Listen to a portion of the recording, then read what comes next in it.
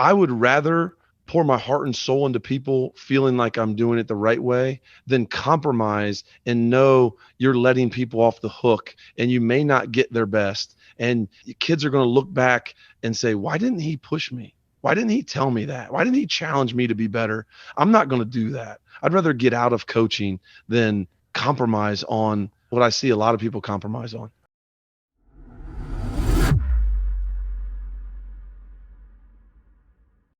All right, Geron, it's so great to have you here on the Learning Leader Show. Welcome, man.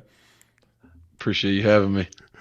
It's going to be hard to take you serious just because I love you so much, dude. But all right, let's get into it. I learned in my research for this that you had a really impactful high school coach in your life, a guy named Dave Carroll.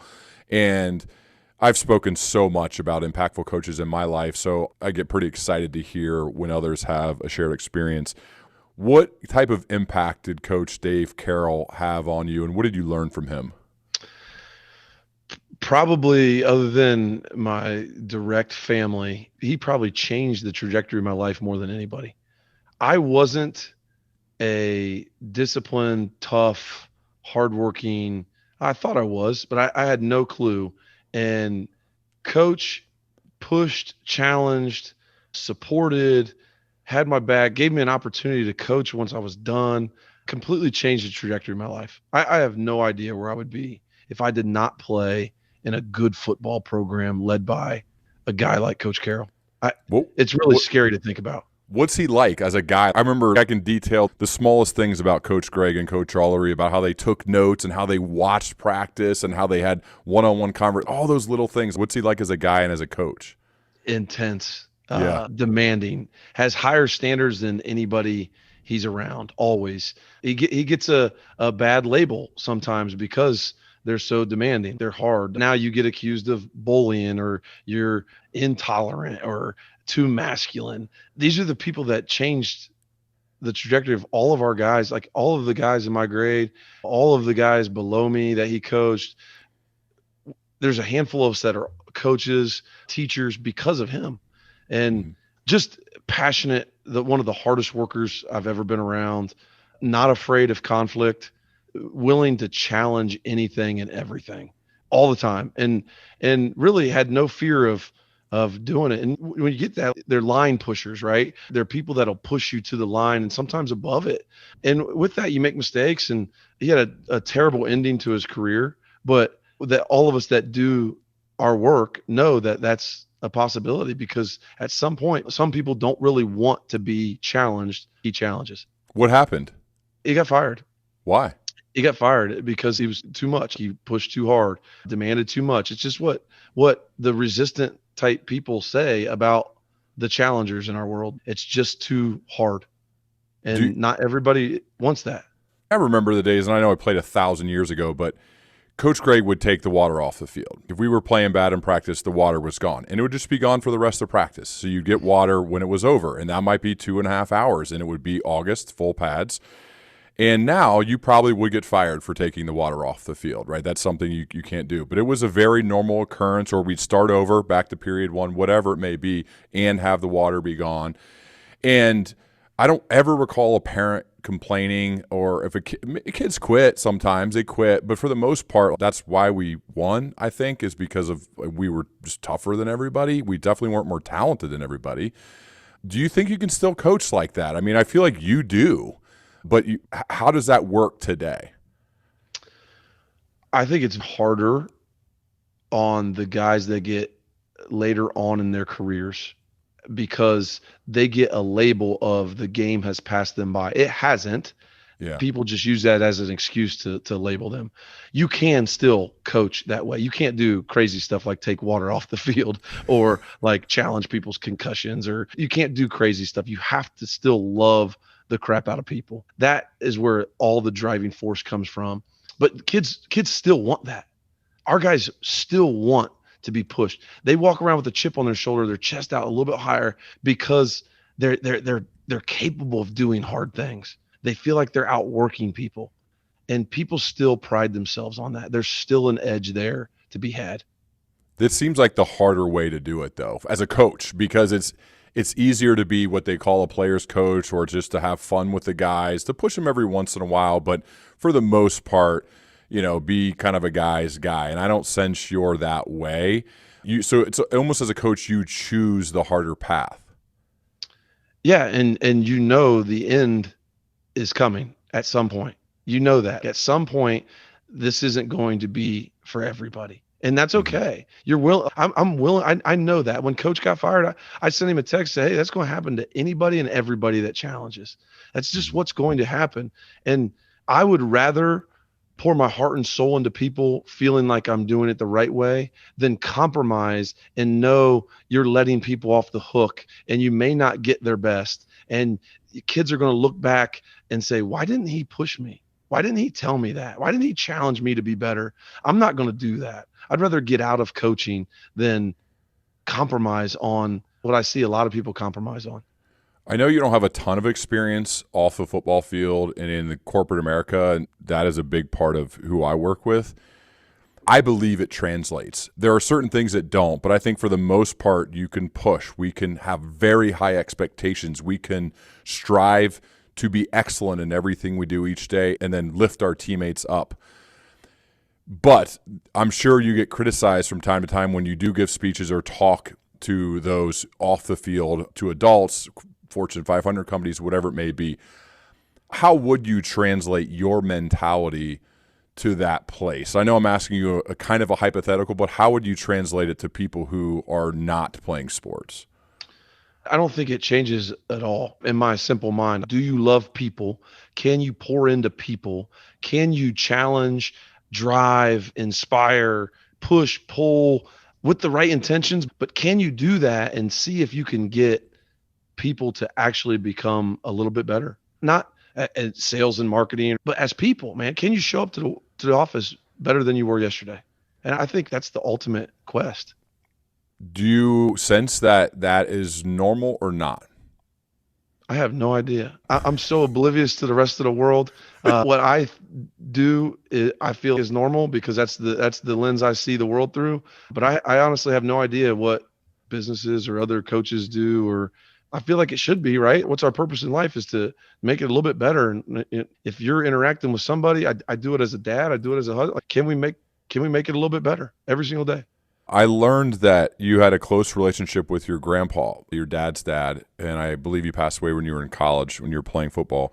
What did you learn from him? How did he impact your life? This is the evolution of the Stokes family here now. Gosh. Okay.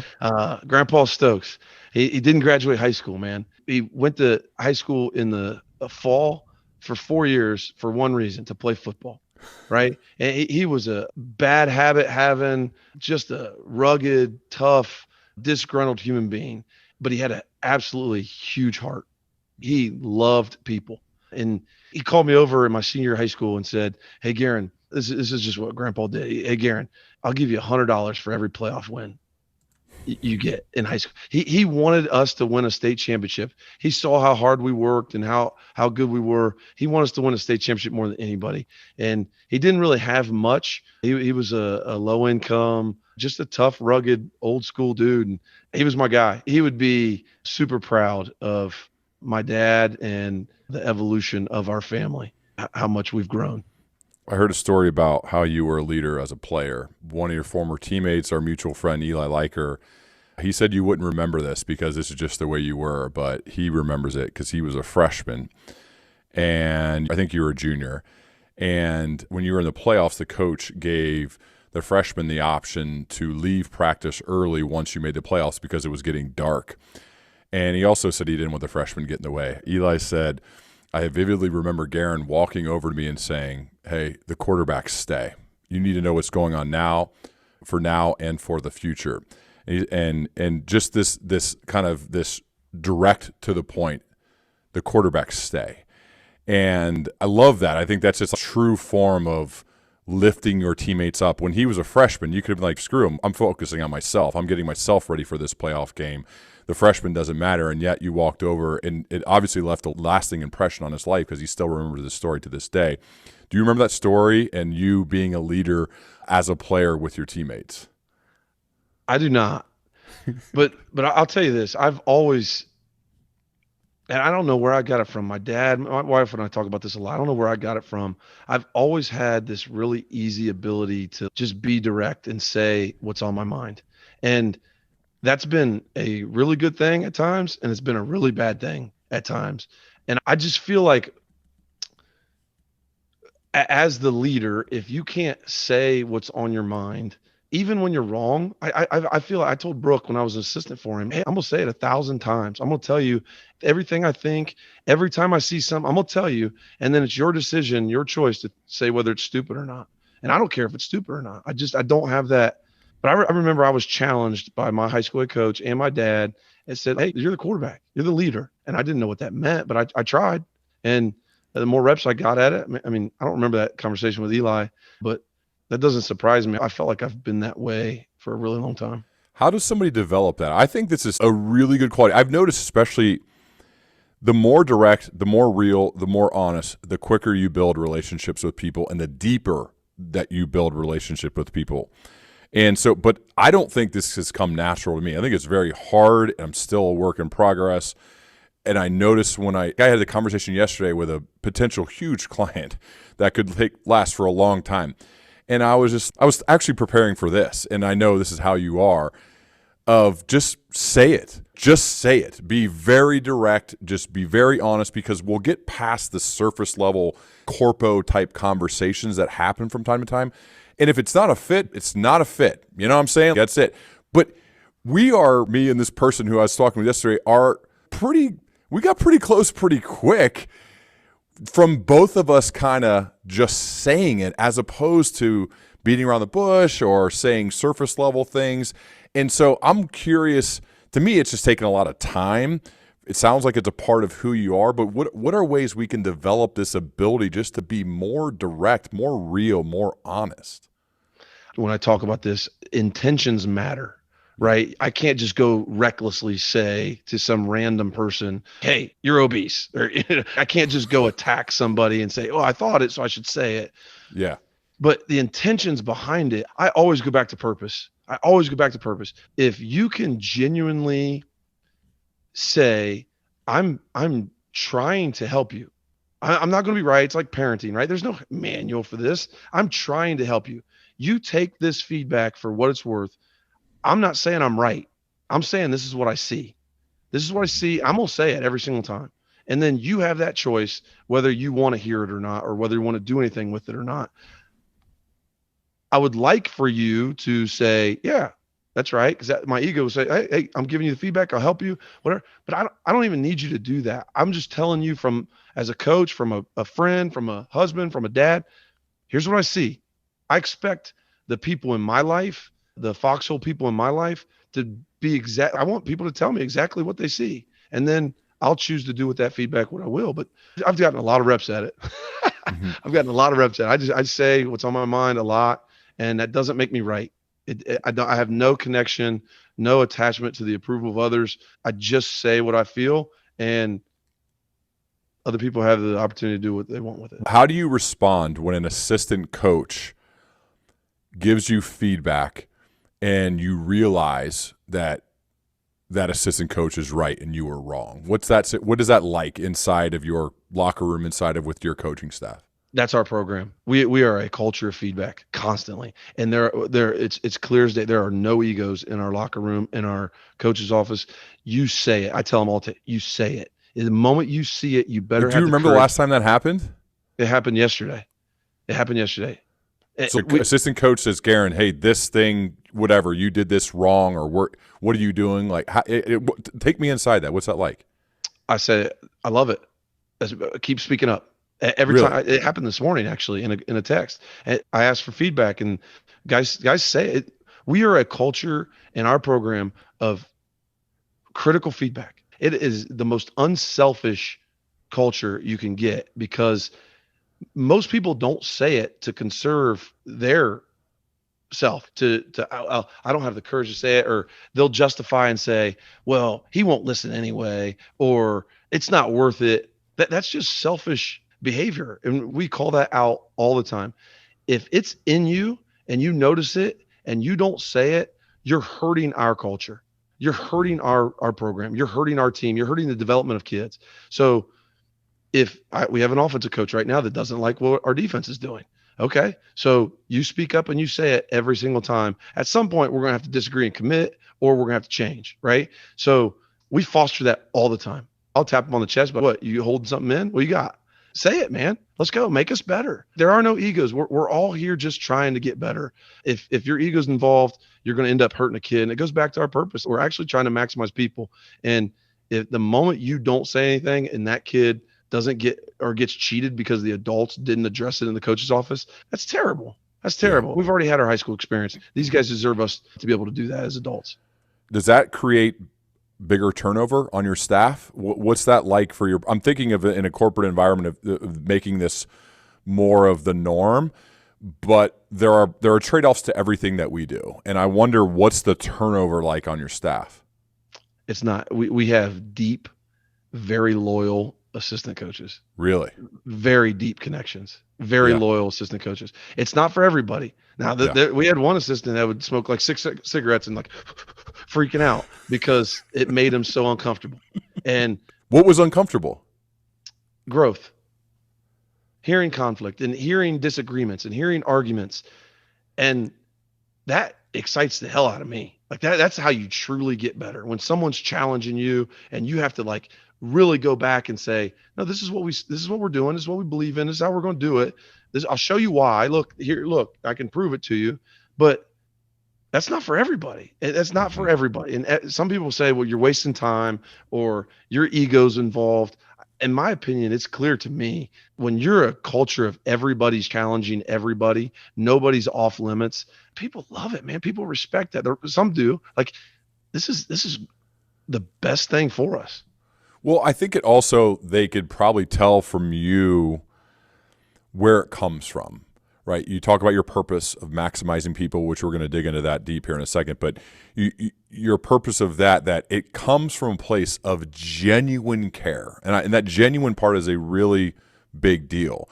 And when it comes from that place, that's where I think, how could you not love it? Like if you sent me a text, hey, dude, I listened to that podcast and I think you messed up this part.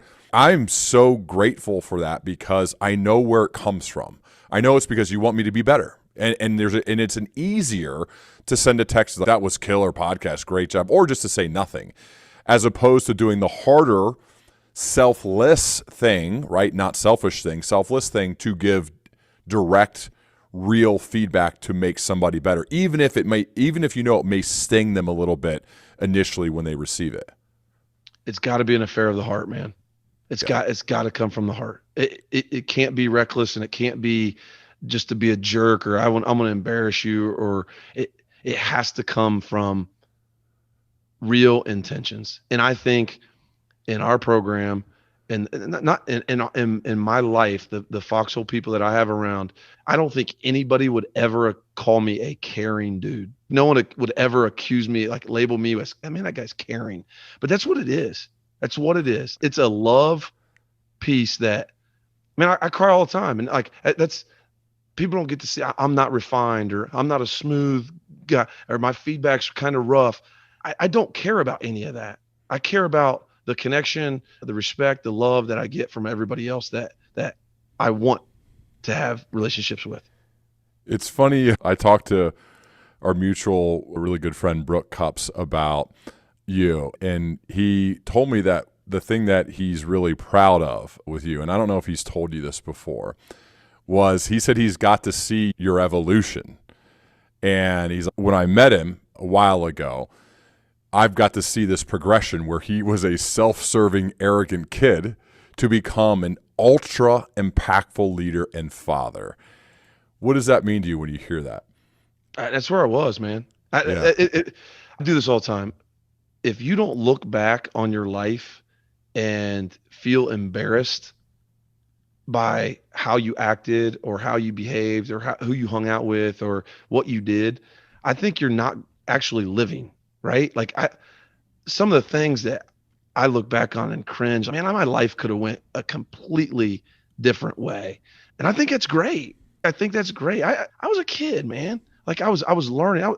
I was a head football coach at age 23. I'm super grateful for that and embarrassed. Like the way I acted, the way I did things, the way I said things, like the way I cared about people.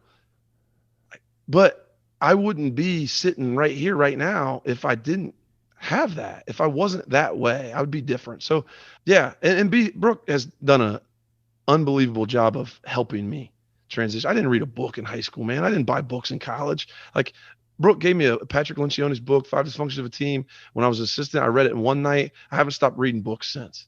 It just that type of stuff. It has been huge for me and my family. I wouldn't be remotely the type of guy I am without people like that poured into me.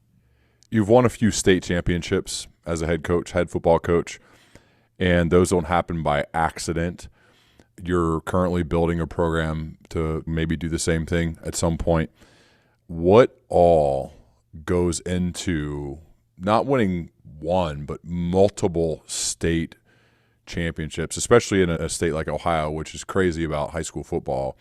To be the guy, to leading the team, to be holding that trophy multiple times at the end of the season, what goes into the building of a program to then have that be the result? Yeah, I can speak clearly on this now. I couldn't right after we won it or during the process of winning it. It's so easy to see the micro behaviors, the differences between the people that do achieve at a high level and the people that don't, or the teams that do and the teams that don't. And I'm working tirelessly trying to get this sold into our guys now, because there is a major difference. The cohesion, the amount of work, the amount of sacrifice, like it was just as messy as it is when you lose. It's just as hard as it is when you lose, but they do little things like show up on time, take feedback, watch a little bit more tape. Like it's all the simple things that everybody knows, they actually do. And then you get lucky and a kid slips or a kicker misses a ball to the left. And then whoa, you just win a state title. Like that's what it felt like. It was so similar to being 4-6, to being 7-3, to being 3-7. It was so similar, minus these little micro behaviors. I wish people could see it because it's so clear to see. You should be on a 0-10 football team, and you should be able to see be on a state championship team, and you could go, it's so similar. Like it's so. Yes, there are clear distinctions, but it's not that far off. What are some of those little things? Being able to show up consistently. It's crazy. Being able to show up with a great attitude consistently. Being able to fail. Being humble enough to take feedback and actually get better. Like this is stuff that everybody thinks they're doing or everybody wants to do. Being able to be close enough to have arguments. Being able to get kicked out of practice and come back the next day and say, you know what? I'm going to be better. Like the teams that don't do it, they just come back to practice next day instead of saying, I'm going to come back and actually fix the things that need to be fixed. It feels like a lot to me, man. It feels like a lot of trust is built. There has to be. And I think vulnerability leads to some of that. The leader going first, the leader leading with trust. How have you successfully built such trusting environments? I think you have to be trustworthy and trust willing at the same time. You have to be able to say, guys, here's the mission. We're all going to commit to this mission, and let's do it as hard as we possibly can. No one knows how it's going to go. Let's do it as wholeheartedly, fully in everything we got, and just iterate it throughout. I think it goes back to clear purpose. I think it has to be direct, constant feedback and a culture of growth. But I think really where it all stems from is like a shared suffering.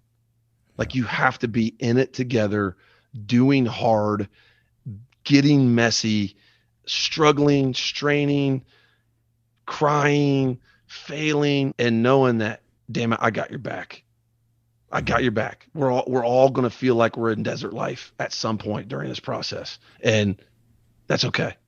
I think this can happen in This absolutely can happen off the football field in corporate America. You can build teams and build companies that have shared suffering, that have trust, that have vulnerability, that have tears, that have celebrations, that have failures, that have loud arguments at times. In fact, I think that's a sign of a healthy culture, that you can actually do that, as opposed to the non-healthy where you have the meeting, everyone just kind of nod, and then you go off after the meeting and there's separate little cliques whispering about other people. That, I think, is the death of a team, whether it's on a sports team or in corporate America. You got to sculpt it with the right people, though. Yes. Like, it has to be the right people. And I couldn't imagine. I've never been in business, so I don't know, but I would be reckless in searching for, do I have the right people? Because it really can't be about money. It can't be about position. It can't be about moving up. It has to be about us.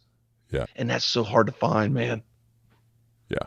Yeah. You mentioned your purpose multiple times, and I'm going to get back to why I wanted you to come on in the first place. So we had our 2023 Growth Summit in Columbus, Ohio. I asked you to speak. You made a lot of jokes about feeling like you weren't worthy or you shouldn't have a slot. I had a good gut feeling about it, and then you get up there and just absolutely destroyed the room. It was, I was so good. I mean, it's still talked about. I had a leadership circle meeting today, in fact, and your name was brought up multiple times. And people who only know you from that one interaction. And I want to dig into some of the content, but at a high level, what I love the most about you is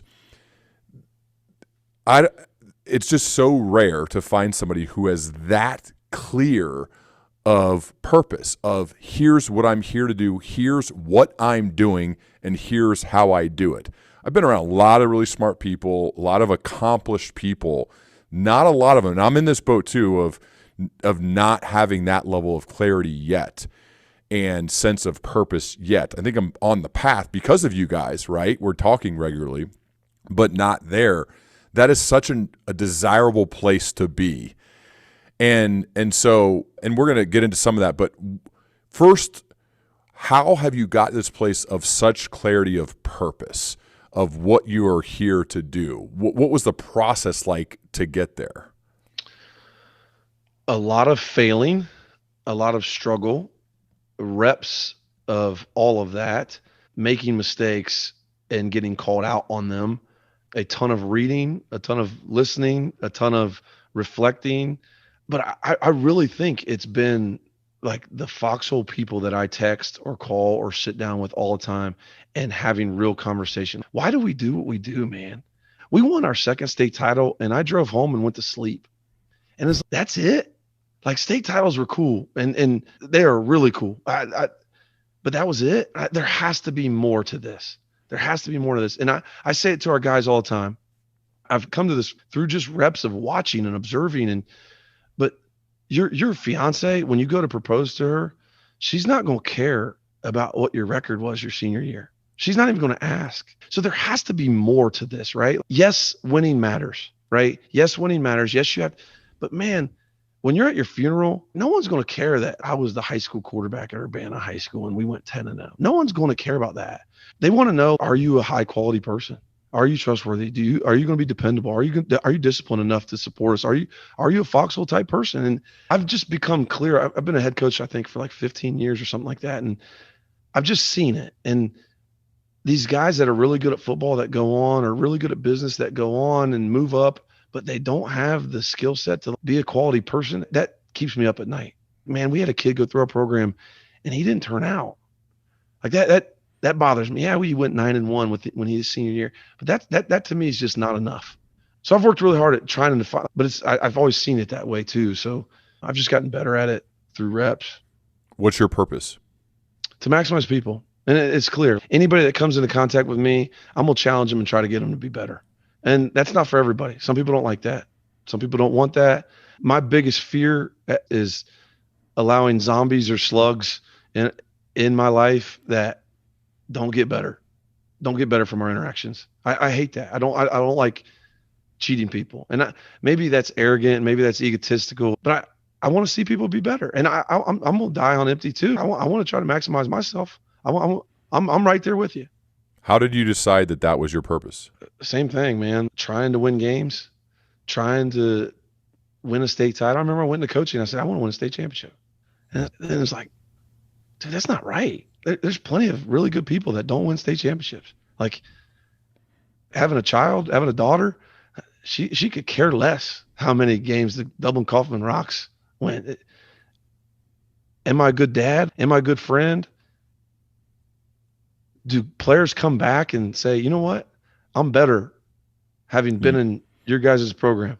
He's maximizing me, or he did when he's with me, and he changed the arc of my life, that type of thing. You've had coaches like this. We've all had coaches like this. The coaches that actually impacted our lives, and then the other coaches that just didn't. They didn't. And I've been around plenty of really good coaches. I've been around a lot of really bad ones.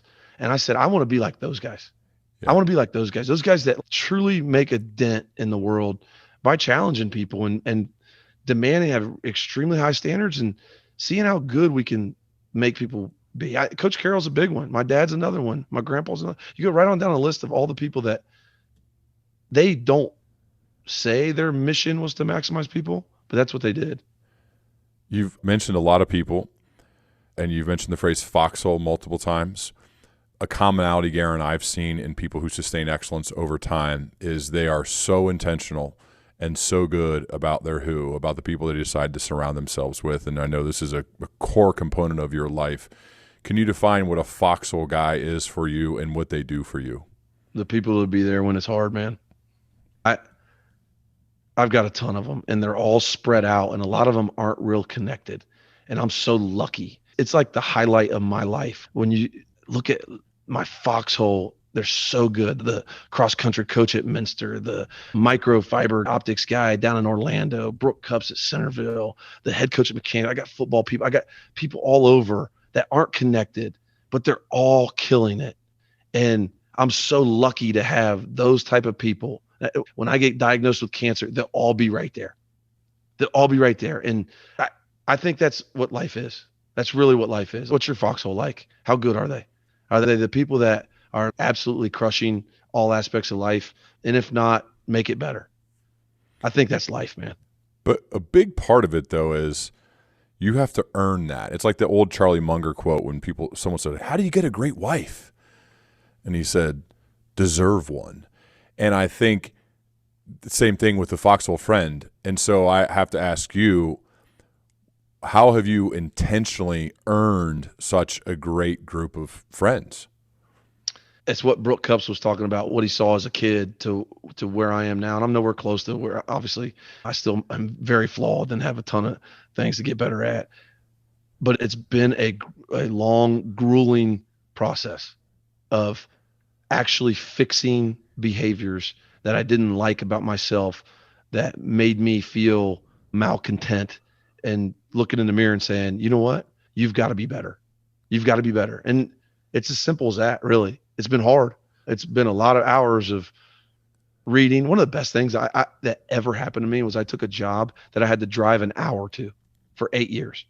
And on the way there, I listened to a podcast and reflected on everything every single day. And on the way home, I sat in silence with myself for an hour for 8 years and just reflected on who I wanted to be, how I wanted to coach, who I wanted to surround myself with, what I was reading, what I needed to listen to, what I needed to get better at.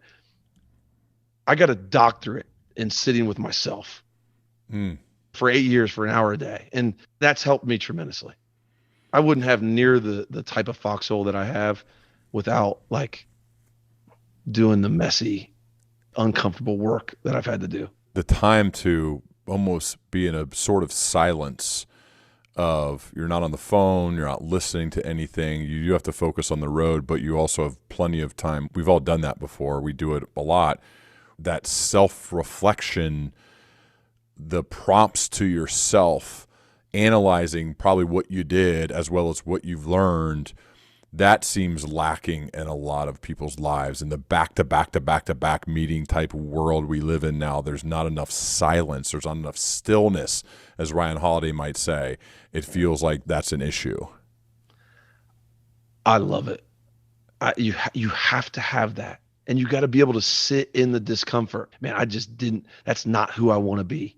That behavior, that action, that interaction, whatever, that's not who I want to be. And you have to just sit in it and say, you know what? I'm not going to be that way anymore. I'm not going to do it that way anymore. I'm going to change this, or, hey, I really liked how I did that.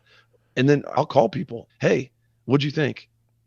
Give it to me. Tell me what you think. And I'll take uncomfortable feedback and just sit in it. That to me is, why are you alive, man? Yeah. Why are you alive? Like, be who you are, pour your heart and soul into being you, and at the same time, get your ass better, right? Like, that's I think too, think about like the people in your life who you treasure. Okay. Don't get me wrong, man. I like getting pats on the back from time to time. Hey, great job, great podcast, great speech, whatever. But when you find that person or those few people in your life who say, hey, dude, you know the transition around the 10-minute mark when you said this, if you would have done this, fill in the blank, or maybe thought about it this way, fill in the blank, you would have been better. It would have been better. I fall in love with those people, legitimately love those people, and there are so few of them. But to me, it's in order to get those, we need to be those types of people where it comes from a real place of care and love. And then you have others who are willing to do the selfless thing to tell you the hard thing that you messed up. But again, the leaders who make it happen time and time again are really good about having Foxhole people in their life like that, right? That is the thing. And that is what's, whenever you come across a leader with a low level of self-awareness, it's rough, right? But we face them all the time, right? You probably had a boss like that from time to time. I know I have. What I notice is they don't have anybody in their life. They don't have anybody in their life telling them, dude, what are you doing? Or that 2-hour Zoom where you just droned on forever with the graphs and the weird 90-page deck that's not good. Who's in your life? Why isn't there someone in your life telling you to fix this? And it's in a way sad. But it is on us, though, to be that for others so that we could also get that from others. I think that's a huge part of this with you, man. Yeah. I'm just sitting here listening, and I think about this. We'll get a coach that's like 28 years old or 32 years old, and they don't know how to coach. And I've never seen this. I'm so grateful for the people in my life that gave me the feedback, that taught me how to do this.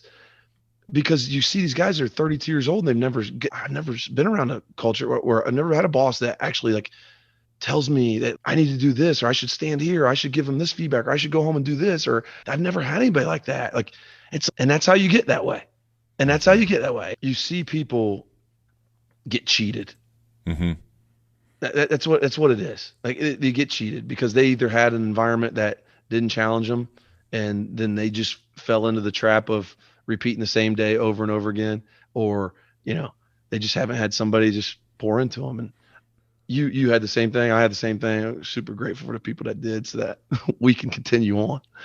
How do parents of your players respond when they see how intense you are, how tough you are on their kids? I'm curious do you have issues, or do you have, obviously I would love for one of my kids to play for you. I'd love for one of the kids to play for Brooke. I know how it would change their life, but I know not everybody's like that. I like coaches who are tough on kids. Like unless you're like abusing them, I'm good with you being tough on them. How do they respond to your style? It's awesome. So at first, everybody is, this guy's unrefined. This guy's rough around the edges. This guy, he just tells them what they think all the time. He's too hard. He hurts their self-esteem. And then over time, they go, oh, he's changed. He's changed. I get that all the time. They think you've changed? They think I've changed. Oh, he's changed. He's changed his style. What's happened is you've gotten to know me a little bit. I've gotten to know your kids. Your kids have gotten to know me. Mm-hmm. They know the intentions are right. we're always going to have resistance, right? When you're in the arena, you're always going to have somebody saying something negative. I'm fine with that. But over time, they go, yeah, this isn't that bad. And then they see their kids come home and they're a little bit more disciplined and they're a little bit more like willing to sacrifice. They're a little bit more unselfish. They're a little bit overall, they're just a higher character version of what they used to be. And then, wow, it's so good. Some parents like it, some parents don't. Like it's okay. I see the benefit of what happens to the kids. I saw the benefit of what happened to me in that environment. Are you good if we go through if I list some of the high level parts of the talk that you gave at the workshop, and then you kind of drill down a little bit? Yep. Okay. So again, this is about your purpose, and it was about knowing that your job is to maximize people. And I actually really liked how you structured the talk. I'm going to tweak some things with my talks because the structure was really effective of how you started high level, then you drilled down and you had stories. Like, it was really well done. It was almost like you go around the world giving speeches all the time. And I know you don't, but you probably should. So I'm going to hit like the high level ones, and can you kind of drill down into those? And I might group some of them together. So feel free to kind of respond how you wish. But to me, I want to reenact that a little bit if you're okay with it. Yep. The first two high points are own it and live it. So can you go through what own it and live it mean? Yeah, I think the number one responsibility of a leader is to know that your job is to get the most out of the people that you're in charge of. And I tell myself that every single morning. Own it. Do not get off track. Your job isn't to win. Your job isn't to win state titles. Your job isn't to have a nice life and make money. Your job is to maximize people. And that's what they expect of you. So I tell myself that little tiny change, own it. That's your job. They're not going to bring it. They're not going to be at their best today. They're expecting you to be at your best. So be at your best, right? And then how are you going to do that? How are you going to gain credibility as the leaders? I tell myself, your ass better live it. If I'm going to ask kids to work, I better be the standard of work. If I'm going to ask kids to be tough, I better be the standard of toughness. And if I'm going to ask people to be unselfish and loyal, I better have these guys back even when it gets hard. We don't kick kids off the team, right? Better be the standard for unselfish and loyal. I better be the standard for that. If I'm going to ask kids to do things the right way, I said it in the talk. The Kansas State basketball coach during the tournament said, preach the gospel every single day and sometimes use words.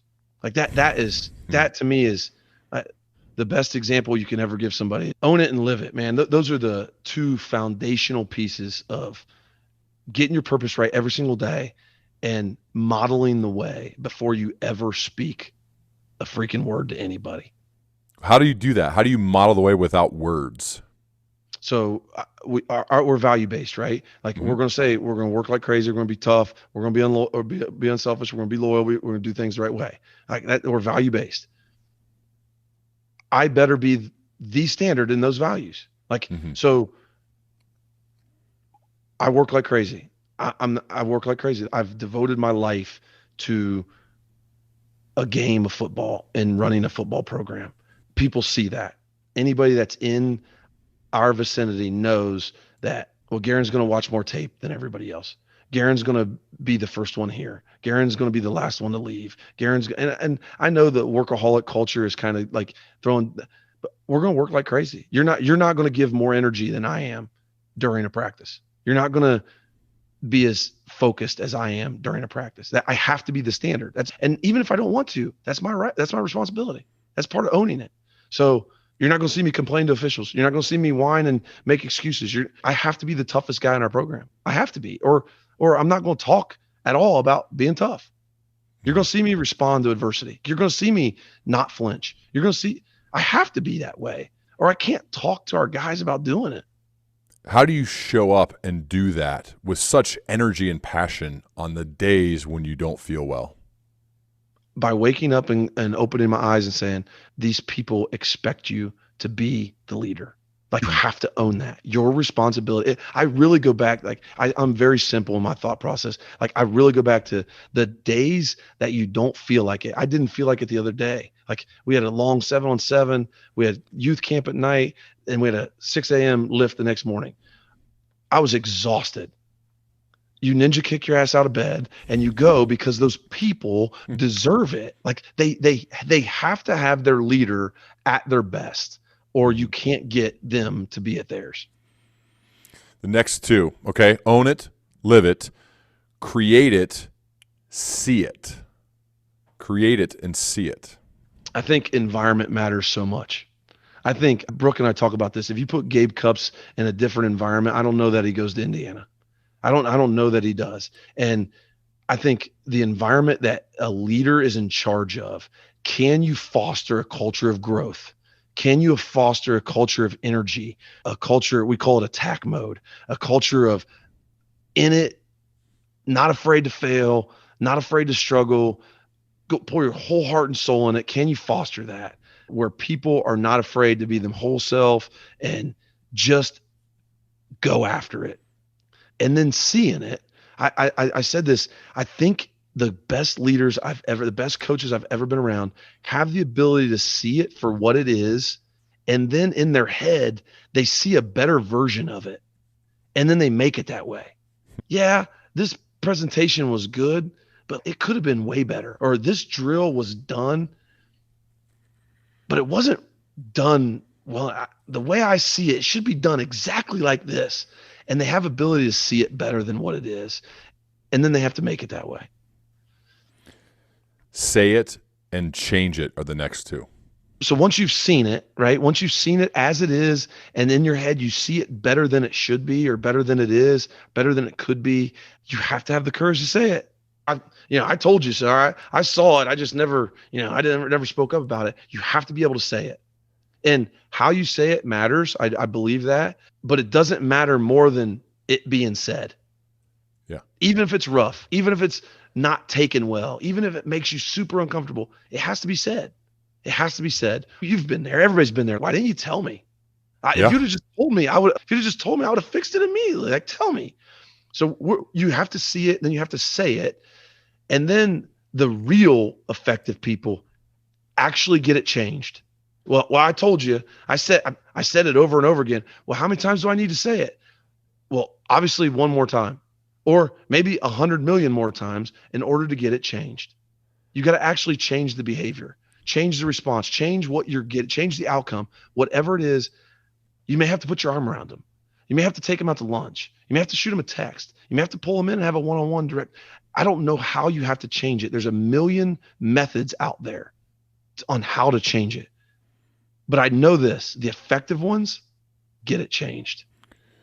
I think the saying it part is also huge to focus on for a second, because it's been a theme of this entire conversation, but having the willingness and the care and the love to speak up. I work with a company called Insight Global, and one of their shared values is always know where you stand. And I think that is a great value if you live it. And it is a great part about the culture of the company is because they know I'm not really living true to the culture here if I think something and I'm not telling you.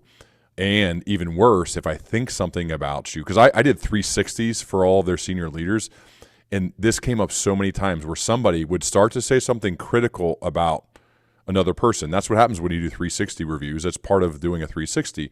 And they would say, are you okay if I call them and then I'll call you back? Of course I'm okay with that. And they would call them in that moment because they were talking critically about them and they had not told them yet. And that is an awesome mark of culture where they inconvenienced me a little bit, but it was fully worth it. And it happened multiple times with different people where they did not feel comfortable speaking negatively about somebody behind their back. And so they stopped the call and called them. And I think that is a signal, that is a mark of a place where, like, you and all of your assistants and your players. I was recently asked by a coach that one of my children play for. They were struggling team, and the coach pulled me aside, and I don't want to talk to coaches like as a parent. That's not something I do, right? But they pulled me aside because they know what I do, and I said, well, are the players holding each other accountable? That was my question to this coach. And knowing that from my vantage point, they were not. And I said, I feel like Now, you can't flip a switch. That doesn't happen overnight. You've had to build this into part of your culture. So you can't just start yelling at the girls, hey, you should yell at each other. That's not how it goes. But to me, that's what I'm seeing is they're not necessarily holding each other accountable. And when Geron, look at the teams that were really good, and I played on bad teams, unfortunately, too, although I guess good for the experience. The biggest difference to me were the teams that did really well, the players constantly held each other accountable out of a place of love and care to get better versus the bad teams where there may be whispers, there are clicks, there's not a lot of that saying it part. And I think that saying it from a place of love is a massive difference between the teams that do well versus the teams that don't. It's so rare too. Yeah. It's so rare to find enough people that are aligned in the same mission, the same purpose, going the same direction, that have the courage to speak up. I tell our assistants all this, I ask them all the time, what good does you going home and talking bad about me do? Yep. Or you coming in the coach's office and talking bad about the player do? What does that do? Like that's one of the dumbest, most selfish things. It's not helping anybody. Go tell the kid. Tell me. Let's fix it. We all want to be good. But people, ego and selfishness, man, just swallow people up. And I want to eradicate that. The world would be better if we didn't have that. Mm-hmm. The next two are honor/punish it and repeat it. So honor/punish it and repeat it. So in order to get the behavior shaped the way you want it, they have to know exactly what you want with clarity. So you need to honor the right ones so people see it and repeat it. They get their dopamine hits or whatever scientific piece comes with it. And then their buddies see, oh, the coach just said, that's the way to do it. Well, then let's do it that way. And then it spreads like wildfire. And at the same time, you have to be able to confront. And when I say punish, that doesn't mean like a physical punishment all the time or a verbal punishment all the time, but it needs addressed. Mm-hmm. If you walk by something below standard and you do not get it corrected or confront it or challenge it or at least say it, you're lowering the standard. You're lowering the standard. You're cheating the kid. And it goes back to the purpose. Like our job is to maximize people. So if you're not punishing them for, like we have a thing in our program, it's 2 push-ups. So if you have a false step or you screw up on a hard skill that is everybody knows, like you don't push your chair in or you don't clean up after yourself, like you drop and do 2 push-ups as a reminder. That is a punishment. That is something physical. That is a reminder that says, that's not how we behave here. That's not how we do things. It needs to be fixed. Get it fixed. And on our high level teams, they would drop and do 2 push-ups on their own before a coach even got to them. Because it was a reminder, like it was such a culture of let's get better. That's the only reason why you honor it. You don't honor it to like feed somebody's self-esteem. You honor it to get the right behavior so you can reach the mission, right? Only reason you punish it is to not hurt the child or hurt the employee. Like you punish it to get the right behavior to reach the mission. So our kids would do that on their own. And it became just a culture of we're aligned and honoring and punish it. And then all of a sudden the kids are doing it. The kids are honoring it. The kids are punishing it. Repeat it is the next one after honor or punish it. So the whole scheme, right? The whole scheme, own it, live it, create it, see it, say it, change it, honor, punishment, punish it, and then repeat it. Okay. You can do it for a day. You can do it for an hour and a half of practice. Can you do it for 4 years? I think that's such a skill that, okay, you showed up with energy today. Good job. You killed it on Monday. Now kill it on Tuesday. Now do the whole thing again on Wednesday. And then when you're super tired on Thursday, do it better than you did it on Monday. Can you? I think that's such a skill. Like your state championship teams, they weren't that much better. They just did it over and over and over and over again. And people, there's got to be more. There's got to be more. There's not more to it. There's not more to it. They're just more consistent. They repeated it over and over and over again. And then boom, we showed up at the Horseshoe and won a state title. I was like, where in the heck did that come from? Where'd that come from? It came from repeating that same stuff over and over again. Compounds, man. It's powerful. Compounding is a very powerful force if you're willing to show up and consistently do it. I know this firsthand. It is, it is both from a playing career and off the field. The same mentality has led to some really, really cool opportunities. The last one is evaluate it all, right? To bring it all home, evaluating everything. The great separator, right? The great separator. If you're off course even a little bit, you'll end up at the wrong outcome, right? You have to be able to evaluate it, to iterate the whole thing, keep it on course. You have to do it. Can you debrief as often as possible and get the critical feedback you need to say, yes, we need to continue to do it this way. This is perfect. Because none of us know. None of us have a clue whether we're going to end up in the right spot. But we think this is right. We must change this now. This needs to be way better. We need to do it this way. Can you have a true, humble commitment to truly evaluate, not say, hey, good job today. Good job, guys. Good job. No, was it good enough? Was it good enough? And I think when you evaluate, man, like you just create a culture of the whole thing over again. And this got brought up during the talk too, that it's very normal to have like a yearly review, sometimes 2 times a year, people do reviews. And to me, this is an obvious carryover from the football field. I mean, I've talked about every rep of every practice. Obviously, the games too was a grade, right? Just wrote about this, right? You got a plus, a minus, or a double minus. Every single rep of every practice, not even just all team reps, but literally every rep, individual, 7-on-7, routes on air, everything was graded. And to me, like that's also why I think I love feedback, is because it's just ingrained to get it. Mm-hmm. This once a year performance review thing, I understand from an HR perspective why people do it, and that's fine. But as a leader, it is our job, our responsibility to be evaluating and providing feedback every second of every day, like all the time. It's got to be like an all the time thing. And it feels to me like this is so embedded in both you as a person as well as the culture that you've built wherever you're leading. So I'm in education, right? And we teach children for 180 days of a school year, and we get an evaluation maybe twice a year. It's the most asinine thing I've ever been around in my life. You're putting a human being in charge of children, the most impactful place in the world, and they get evaluated maybe twice a year. It's crazy. In our program, you know exactly where or what we think of you at that point in time every 5 seconds.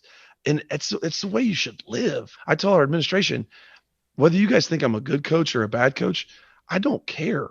I don't care about your opinion, because you see it 10 nights. You see it on 10 nights. And then you hear stories.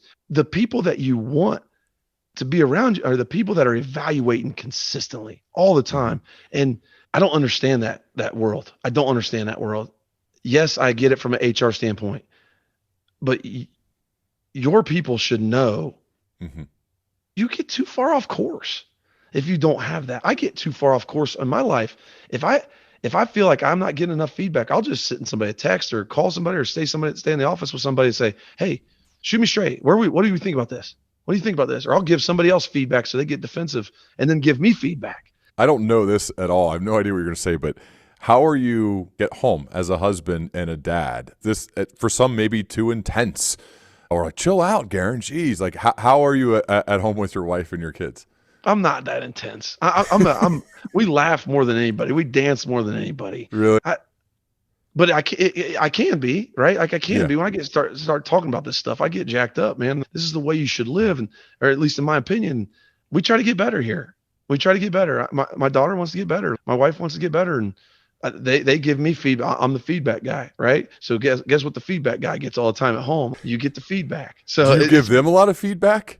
Not really. They give me more than anything, man. Okay. I'm terrible at 90% of life. I don't dabble in religion. I don't dabble in politics. I don't dabble in retirement or money or anything like that. This is kind of what I devote my life to. And then the people around me kind of help the other part of it. What do you think of the word balance? I've gotten better at it. When COVID hit, I don't think I ever had a better time because I would only talk to the people that really matter.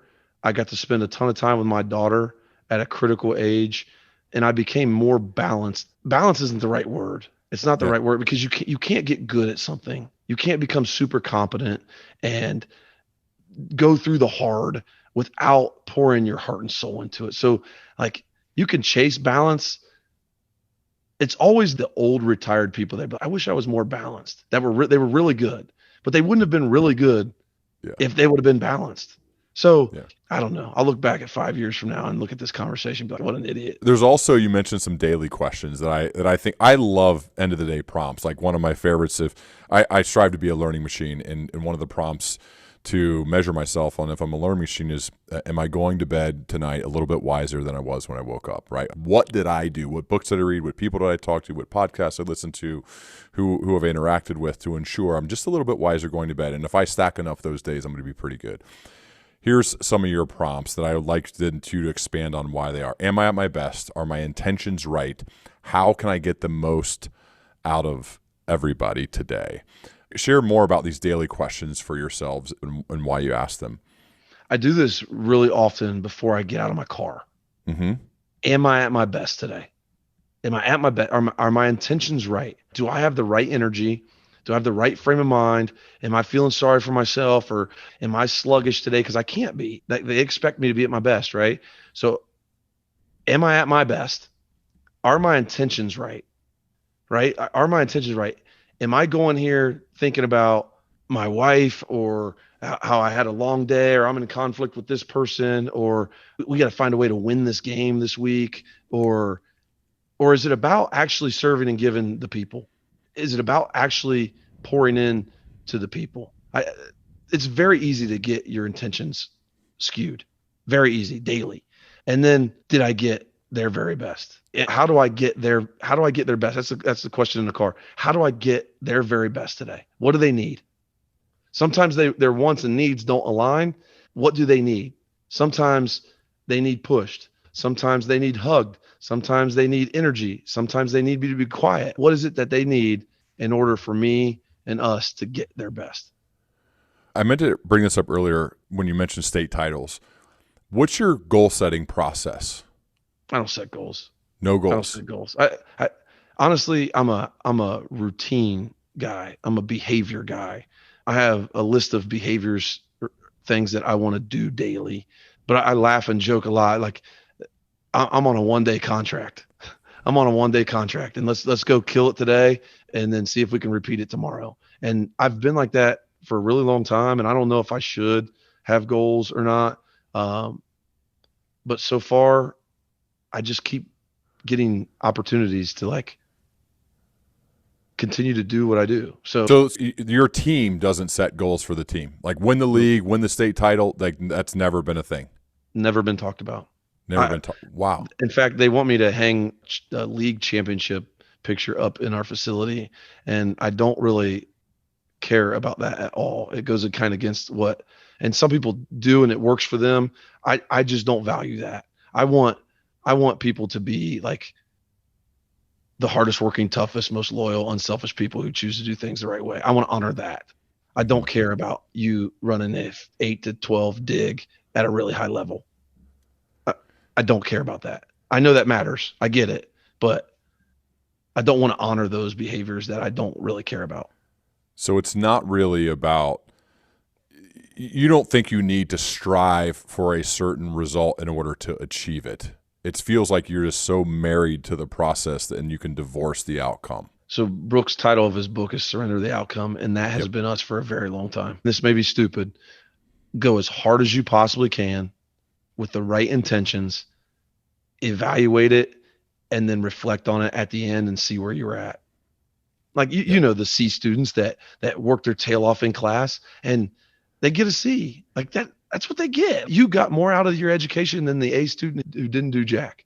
I'm that type of guy. We'll just go, and wherever we end, like that's where we'll be. That's where we're supposed to be. Oh man, this is so good. One more. Let's say a former player comes back and they just graduated college, right? They love you, you love him.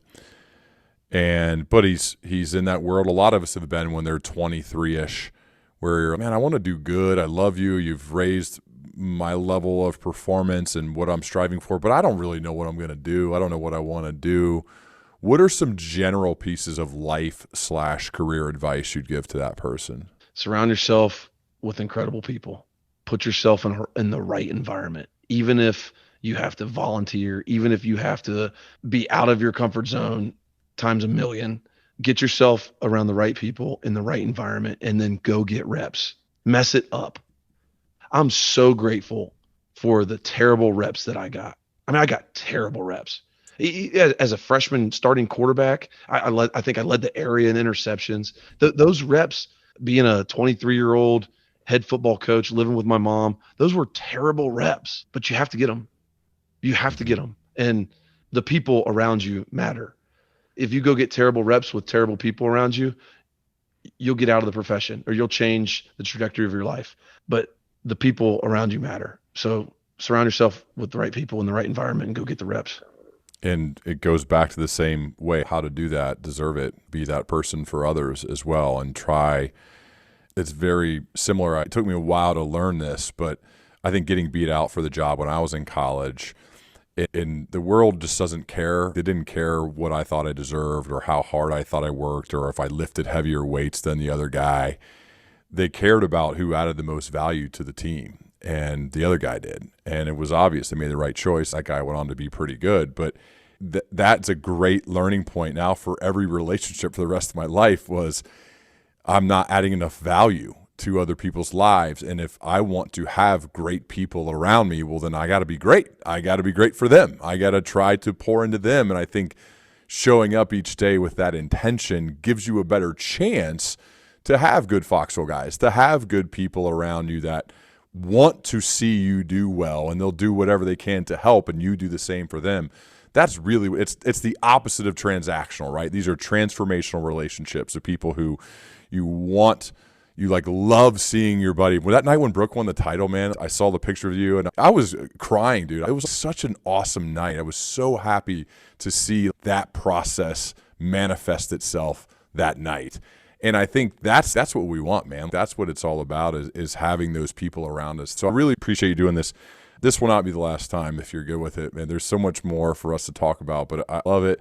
And I'm appreciative of you. I love you, man. And obviously we're going to continue our dialogue as we both progress, dude.